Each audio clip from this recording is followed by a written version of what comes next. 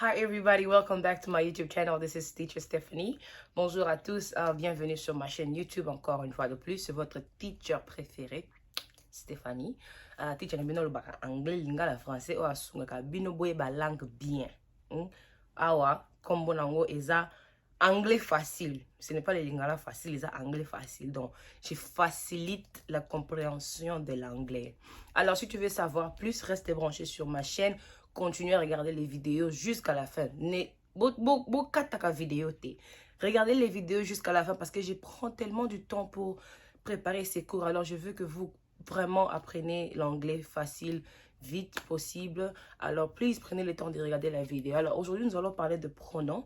La fois dernière, nous avons parlé de 3 sortes de pronoms. Aujourd'hui, nous allons ajouter d'autres pronoms et nous allons continuer ainsi de suite.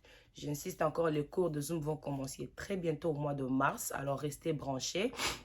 Les cours de Zoom seront payants parce que ici à YouTube, tout le monde a accès. Mais sur Zoom, vous aurez accès aux teachers, poser des questions. On aura du temps de devoir, plus de communication. Alors, ça sera vraiment un cours payant. Je veux faire une vidéo, je vais faire une annonce où je vais vous annoncer les prix et le jour où nous allons avoir nos cours. Alors, pour plus de détails, restez branchés sur ma chaîne pour toutes les informations. Alors, sans plus tarder, nous allons parler de pronoms. Alors, allons-y. Alors, si vous vous souvenez, la fois dernière, je parlais de pronoms. Il y a 8 sortes de pronoms que nous allons apprendre dans cette chaîne. Plusieurs personnes connaissent juste peut-être le pronom personnel, mais il y a beaucoup de pronoms. Même moi, pendant que je vous enseigne, j'apprends beaucoup de choses. Alors, aujourd'hui, nous allons parler de 2 sortes de pronoms, le pronom relatif et le pronom interrogatif. Si vous vous souvenez, la fois dernière, je disais, le pronom prend la place du nom. À chaque fois que tu veux ne pas, ou que tu veux éviter de répéter un nom d'une chose ou d'une personne dans une phrase, tu peux les remplacer avec le pronom. Il y a différentes sortes de pronoms. Tu dois juste savoir quel pronom utiliser pour remplacer la personne ou la chose que tu identifies dans la phrase. Par exemple, Stephanie is beautiful.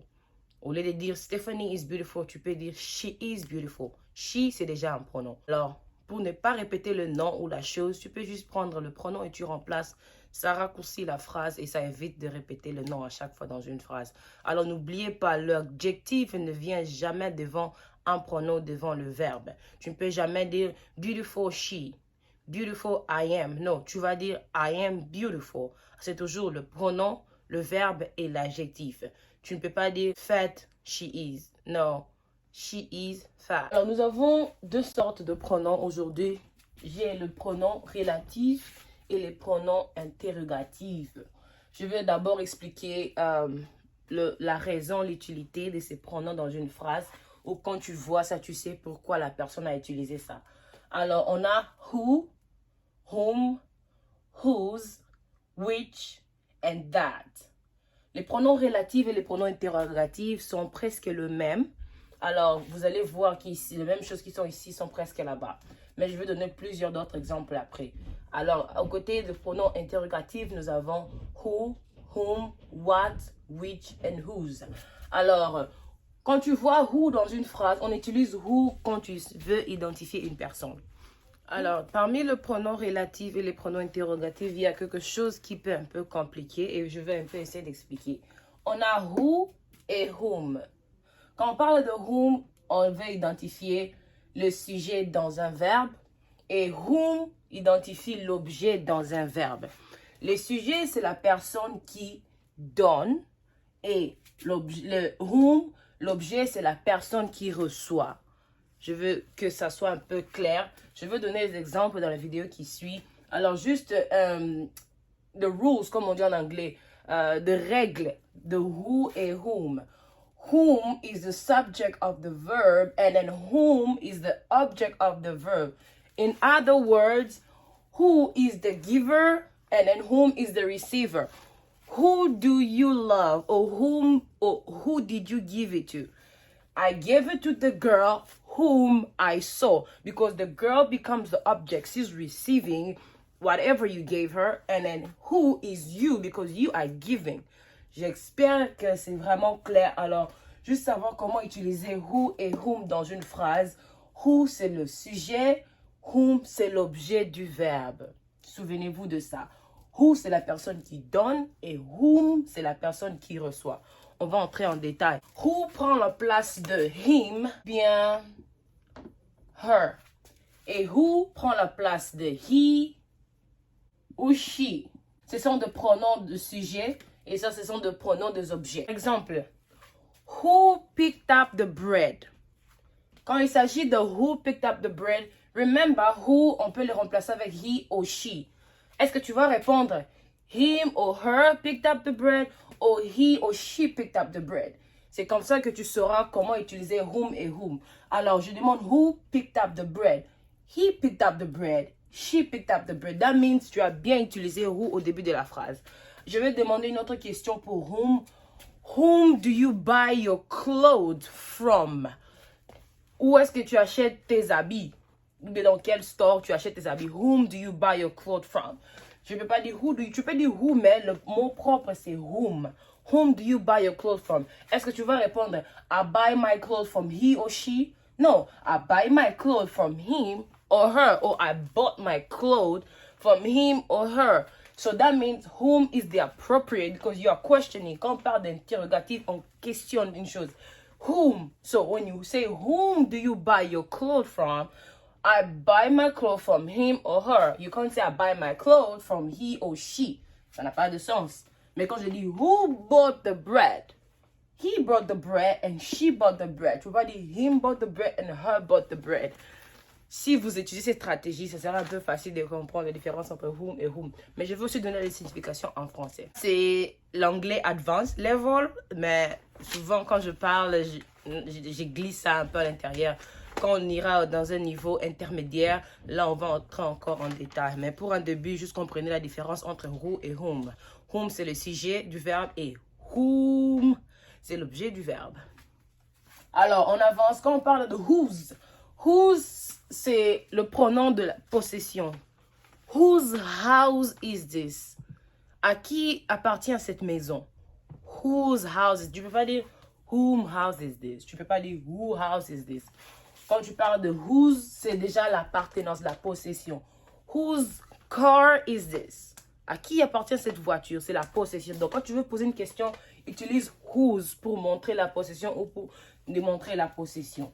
Et which, on utilise ça pour le chose. That, on utilise ça pour le chose et le personne. That guy or that house. That girl or that book. Tu peux utiliser pour soit le personne ou soit le chose. Quand on parle de which, on voit l'identification de choses et ça montre aussi un choix. Quand tu veux faire un choix, tu dois utiliser le pronom which. Par exemple, tu vas dans un store, dans un shop, on te demande which car do you want to buy? La personne qui est devant de toi te donne le choix. Which book do you want? Tu veux quel livre? Lequel d'entre les deux? Which of the two you want? Quand tu entends déjà which, c'est une question qu'on te pose sur le choix. Tu veux lequel ou tu veux laquelle? Là, c'est which. Quand on parle de what c'est quoi? Quand on parle de what a aussi beaucoup de significations, on va entrer en détail. Et tu peux utiliser what pour le chose ou une personne aussi. Which, c'est pour une personne ou une chose. Quand je mets PT, c'est a person and a thing. Tu peux utiliser which pour la personne ou une chose. Which one of you? Lequel d'entre vous? Which book is this? C'est quel livre? Lesquels ou laquelle? Donc, je vais donner aussi les explications après. Whose, remember whose, c'est la possession, c'est pour le personne. Tu peux montrer la possession à travers whose. Whose house is this? Whose heureusement, j'essaie un peu de faire en lingala, mais les lingala n'est pas vraiment riche. Lingala, vraiment, ils en ont mots et belé de nakoki qu'on utilise. Il y a besoin de mon ça en français parce que français, ça quand même n'a pas mon accord récupéré. Les lingala, vraiment, ils ont passé. Ils ont passé. Mais, who na lingala, je pense, c'est ça. Nani, voilà. Nani. Qui a fait ça? Nani a sali yango. Who did it? Who? Who are you? Qui es-tu? Ouais. Nani. Whom. Nani. Na nani et pas nani. Whom et pas nani. Whom. C'est ça. À qui? Whose. Ya nani. Whose car is this? Quelqu'un peut venir toquer dans ta porte. Tu as parqué dans sa parking et il frappe la porte. Whose car is this? Is this your car? Whose, quand tu attends whose, il te demande la question. Ezaya, yosa possession. Donc, à qui appartient cette voiture? Whose, ya nani. Which, lequel. Oyo wapi. Which car? Tu vas dans un shop, on te demande, which shoes do you want? Vous qui aimez aller dans le mall, on te demande, tu veux quelle chaussure? You know, lequel d'entre les deux? Which of the two do you want? Oh, tu vas à l'hôpital, on te demande, which one is your child? Lequel entre ces enfants t'appartient ou est ton enfant? Witch. Quand tu entends witch, il y a une différence entre witch et witch yandoki. Ou witch de la sorcellerie. C'est witch de la sorcellerie, c'est witch de lequel, laquelle, ou quel, que, qui. Alors, witch est à oh wapi. Quand on te demande witch est à oh wapi. That est à oyo, ou bien oyowana, ou bien ye.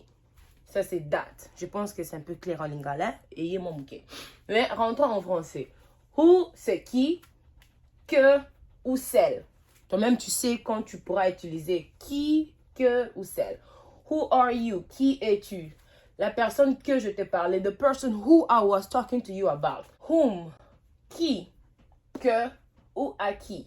À qui as-tu donné ce livre? Whom did you give the book to? I gave it to him. Tu ne vas pas dire I gave it to he. Et tu ne peux pas poser la question who did you give it to? Because who remplace he and she, remember? And whom replaces him and her. So the best way to ask the question is, whom did you give it to? À qui as-tu donné l'argent? I gave it to him, I gave it to her. So that makes more sense on which one to use, either whom or he, or whom or who. And then whose, on parle de don, à qui, duquel, de qui, à qui. À qui appartient cette voiture? Whose car does this belong to? Quand tu entends whose, c'est déjà la possession. La personne te pose la question. Whose car, à qui appartient cette voiture? Duquel et de qui? Alors, à chaque fois que tu veux utiliser duquel, de qui, tu prends whose en anglais. J'ai pas beaucoup d'exemples, mais tu sais comment utiliser duquel ou de qui. Bah, moi, je vais utiliser ça en anglais parce que avec l'anglais, c'est facile à formuler des phrases. Mais vous, je sais que vous pouvez formuler des phrases mieux en français. Alors, vous pouvez utiliser whose pour dont, à qui, duquel et de qui. Which, lequel, pluriel, laquelle, quel, que ou qui. Which food is this? C'est quelle nourriture? Which food is this? Which bag do you want? Tu veux quel sac? Or which of the two? Lesquels entre les deux que tu préfères? Which of the two you prefer? Là, tu entends lesquels. Alors, tu sais comment utiliser lequel, laquelle, quel, que, qui dans une phrase. Je n'ai pas besoin de t'apprendre ça, mais je t'apprends en anglais. That, qui, ce, cette, lequel ou bien que. Qui. I heard a sound that scared me. J'ai entendu un son qui m'a fait peur. That scared me. Là, tu utilises qui. Ça dépend de la phrase ou du contexte de la phrase. That book. Ce livre. Que. This is the car that I was talking to you about. C'est la voiture que je t'ai parlé. Oh, this is the girl that I was talking to you about. C'est la fille que je te parlais. Voici le pronom relatif. À chaque fois que tu veux utiliser, c'est maintenant la signification de chaque pronom. Who veut dire qui, que, celle. Whom, qui, que, à qui. Whose, dont, à qui, duquel, de qui. Which, lequel, laquelle, quel, que, qui. That, qui, ce, cette, lequel, que. En lingala, who is a nani. Whom is a nanani. Voilà. Who, nanani. Whose, yanani. Which, oyo wapi. That, oyo wana ou bien oyo. Pronom interrogatif, nous avons presque le même. Comme j'avais dit au début, le pronom interrogatif et le relatif sont presque le même. Alors, on a juste le même qui se répète encore, à part qu'on ajoute what. Quand on parle de what, nini. What is a nini. What c'est que, quel. Et ça peut oh wapi, oh nini. C'est ce qui, oyo. C'est que, what I want. C'est que je veux. What I want. Ce qui me plaît. What pleases me. What pleases me. Quel ou quoi. Je dis what. Quoi. Ni. What. C'est quoi. Quand je parle de que, je veux demander, par exemple, what do you see? Que vois-tu? Que vois-tu? What do you see? Alors, pour ceux qui maîtrisent bien les français, vous savez comment utiliser ces pronoms dans votre phrase. Mais en anglais, j'aime l'anglais, c'est trop simple. Tu vois l'anglais, who. C'est seulement who, il n'y a rien d'autre. Mais en français, regarde toute cette liste. C'est à vous de maîtriser. Moi, je vous ai montré l'anglais. À vous les Français. Alors, Ponalelo Tosuki Awa. Ça, c'est la première partie de pronoms interrogatifs et les pronoms relatifs. Il y a tellement beaucoup de pronoms comme where, however, whichever, n'importe quand, n'importe comment. Il y a beaucoup. Alors, je vais faire une deuxième partie de cette vidéo pour ne pas avoir une vidéo trop longue. Je sais que vous m'avez déjà dit que même si les vidéos sont longues, vous allez suivre. Merci beaucoup, mais je ne veux pas faire ça trop long parce que ça fatigue aussi de parler trop. Alors, ça, c'est la première partie. La deuxième partie, je vais encore poster la semaine qui suit, la semaine prochaine. Alors, restez branchés. S'il vous plaît, terminez la vidéo jusqu'à la fin pour comprendre ce que je vais dire. Si vous avez des questions, vous pouvez m'écrire sur mon Facebook. Mon Facebook page est ouverte à tout le monde. Vous pouvez m'écrire ou sur mon Instagram ou juste sur le commentaire. Je cherche un numéro de business où tout le monde pourra avoir accès parce que je ne peux pas partager mon numéro personnel avec tout le monde quand même. Alors, pour éviter trop de problèmes, j'aurai un numéro différent pour le business de cours d'anglais, les anglais faciles. Alors, pour aujourd'hui, Tosukiwana, que Dieu vous bénisse. Terminez la vidéo, prenez le temps d'étudier. Si vous avez des questions, n'hésitez pas à me contacter sur mon Facebook. Bientôt, j'aurai un numéro pour afficher, mais je vous ferai signe. Que Dieu vous bénisse et que le Saint-Esprit vous accorde d'intelligence pour bien maîtriser l'anglais. À plus!